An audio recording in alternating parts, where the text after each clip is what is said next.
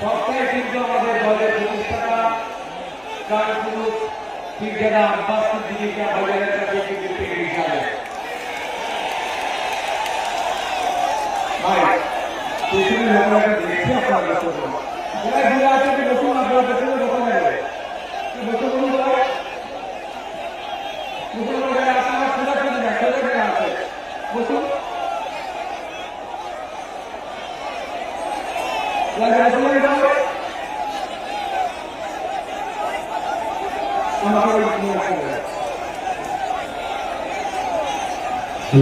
আমার খোলা করে আওয়াজ বাজা যাচ্ছে তোমার ভাই